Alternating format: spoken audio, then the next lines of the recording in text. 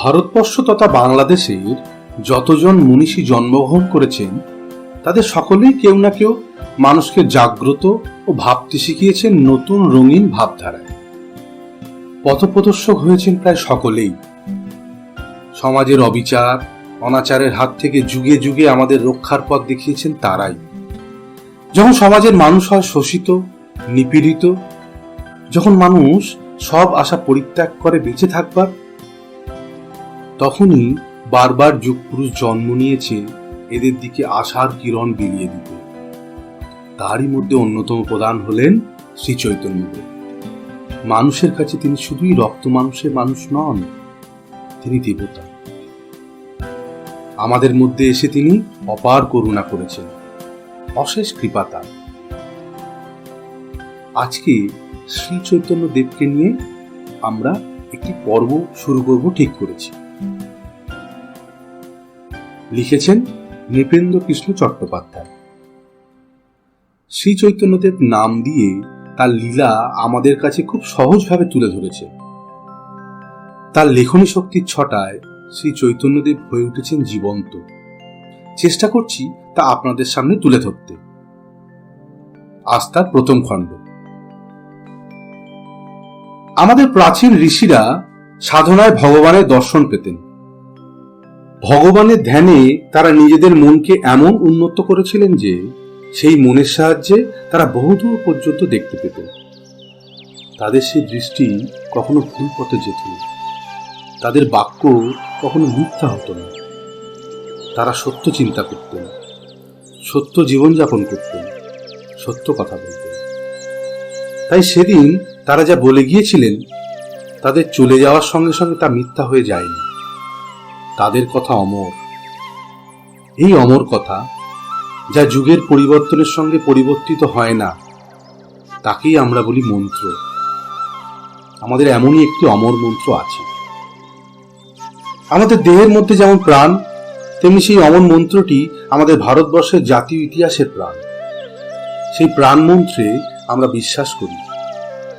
সেই মন্ত্রে স্বয়ং ভগবান আমাদের আশ্বাস দিয়েছেন, যখনই পৃথিবীতে ধর্মের গ্লানি হবে, যখনই অধর্ম শক্তিশালী হয়ে মাথা তুলে উঠবে, মানুষ তার অন্তরের ঐশ্বর্যের কথা ভুলে যাবে, তখন আমি আবির্ভূত হব।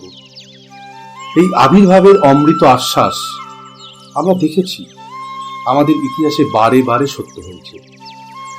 যখনই মানবতা বিপন্ন হয়েছে, তখনই মহামানবের দিব্য রূপে তিনি আবির্ভূত হয়েছেন। যুগের প্রয়োজন মতো তার নবনব রূপ হয়েছে। সেই নবনব বিচিত্র রূপের প্রকাশের মধ্যে আমরা স্পষ্ট দেখেছি সেই অপরিবর্তনীয় মহা ঐক্যেরই আবির্ভাব। ভারতবর্ষে ধর্ম বিপন্ন হয়ে উঠেছে। মন্দিরের চূড়া ভেঙে পড়েছে, বিগ্রহ চূর্ণ বিচূর্ণ হচ্ছে। বিদেশি শাসক সগর্বে ঘোষণা করে অপরের মন্দির ভেঙে তারা নিজেদের শক্তিরই পরিচয় দিচ্ছে। দেশের মধ্যে এমন কোনো রাজা নেই যে স্বদেশের ধর্মকে রক্ষা করে। মানুষ হীন নীচ হয়ে পড়ছে। ধার্মিক দেখলে লোকে পাগল বলে ব্যঙ্গ করে।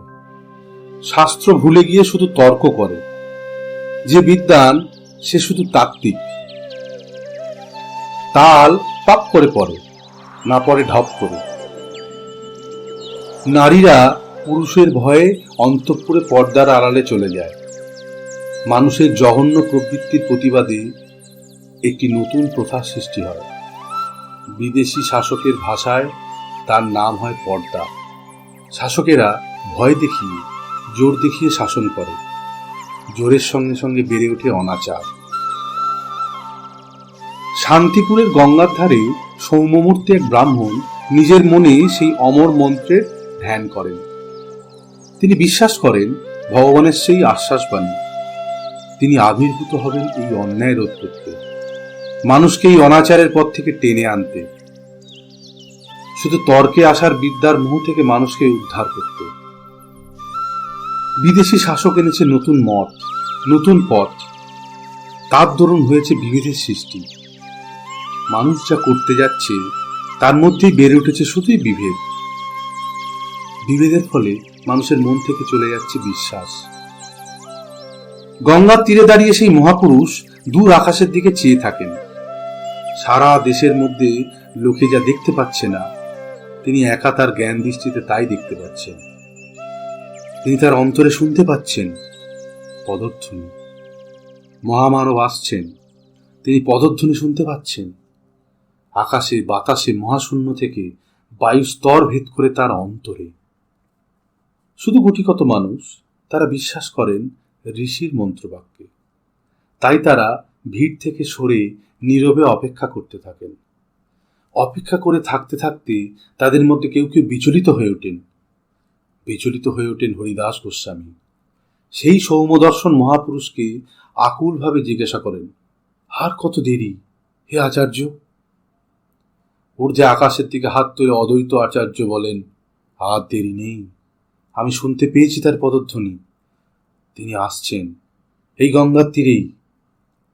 প্রতিদিন প্রভাতে, সন্ধ্যায়, রাত্রি নিশীথে অদ্বৈত আচার্য আহ্বান করেন, এসো এসো হে প্রভু। শুষ্ক তৃষিত মাটি তোমার বর্ষণ আশায় কাঙাল হয়ে আছে। এসো, সত্য করো আবার তোমার বিশ্বাসবাণীকে। শান্তিপুর ত্যাগ করে অদ্বৈত আচার্য আসেন নবদ্বীপে। ফাল্গুনী পূর্ণিমা। পূর্ণ লোভাতুর নরনারীরা গঙ্গা স্নান সেরে ইষ্টমন্ত্র জপ করে। এমন সময় জগন্নাথ মিশ্রের কুটিরে ঘন ঘন শঙ্খধ্বনি বেজে ওঠে। সেই শঙ্খধ্বনি অদ্বৈত আচার্যের কানে এসে পৌঁছতে তিনি উল্লাসে নৃত্য করে উঠলেন। শিবাস পণ্ডিতের অঙ্গনে আনন্দে আত্মরা হয়ে তিনি নৃত্য করেন। তিনি এসেছেন। ওই শঙ্খধ্বনি শিবাসের অঙ্গনে অদ্বৈত আচার্যের অন্তরে এনে দিয়েছে তার বার্তা।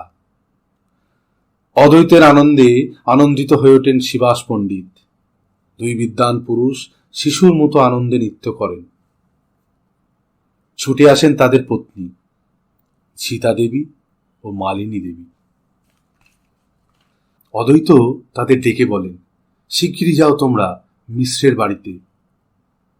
থালায় সাজিয়ে নিয়ে যাও ধান দুব্বা, মঙ্গল উপাচার হলুধ্বনি করে বরণ করে এসো সেই নবজাতককে। থালায় মঙ্গল উপাচার নিয়ে শঙ্খধ্বনি করতে করতে এগিয়ে চলেন সীতা দেবী আর মালিনী দেবী। পথে প্রত্যেক কুটির থেকে বেরিয়ে আসে অন্য সব পুরুষ নারীরা। সবাই মিলে শঙ্খধ্বনি করতে করতে অগ্রসর হয় জগন্নাথ মিশ্রের বাড়ি। নবজাতক শিশুর মুখের দিকে তাকিয়ে সচিমাতার আনন্দ আর ধরে না। সচিমাতার মনে হয় সমগ্র ধরণী যেন শঙ্খরবে তার শিশুকে অভিনন্দন জানাচ্ছে। ফাল্গুনী পূর্ণিমার চাঁদ আকাশ থেকে নেমে এসেছে তার কোলে। আদর করে সচিমা নাম রাখেন নিমাই, কিন্তু প্রতিবেশীদের পছন্দ হয় না সে নাম। শিশু শুভ্র ধবল রূপে দেখে তারা বলে, সচিমা নিমাই নয়, গোরাচাঁদ।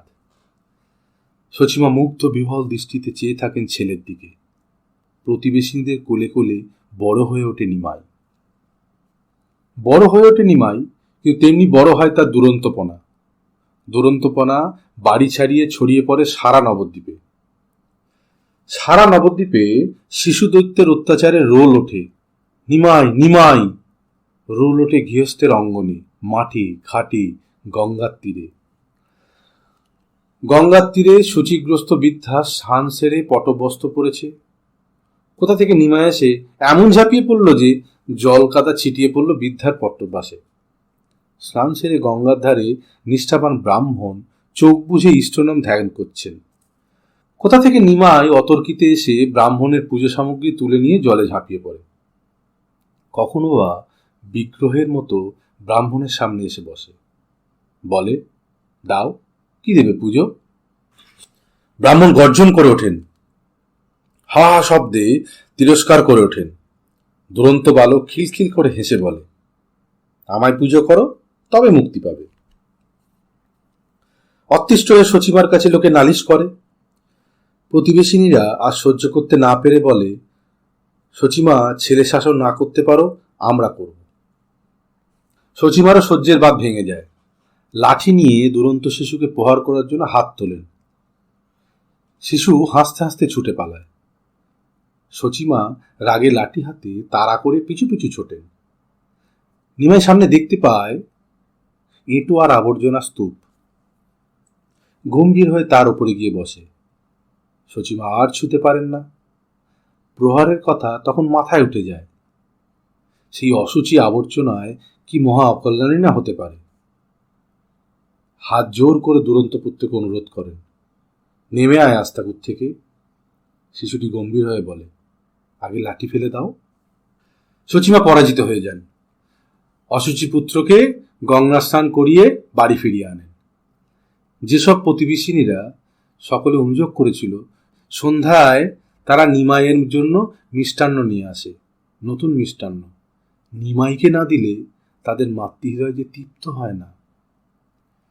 বহু বছর আগে একদা বৃন্দাবনে এমন ধরা আসত গোপী রমণীরা যশোদা দুলালের জন্য উষ্ণ নবমী নিয়ে। তাদের দধিভাণ্ড শিশু ভেঙে দিত, তারা তিরস্কার করত। আবার সেই তিরস্কারের জ্বালা সহ্য করতে না পেরে তারাই ছুটে আসত ক্ষীর স্বর নবমী নিয়ে। সে বালক ছিল কৃষ্ণাঙ্গ, এ বালক গৌড়বর্ণ। সে ছিল বৃন্দাবন, আজ নবদ্বীপ। এমনি করে দিনের পর দিন, মাসের পর মাস ক্রমশ নিমাইয়ের দৌরত্বপনা বেড়েই চলল। কিছুই তাকে আয়ত্তে আনা যায় না। একদিন এক নিষ্ঠাবান ব্রাহ্মণ জগন্নাথ মিশ্রের অতিথি হয়ে সেই বাড়িতে রইলেন।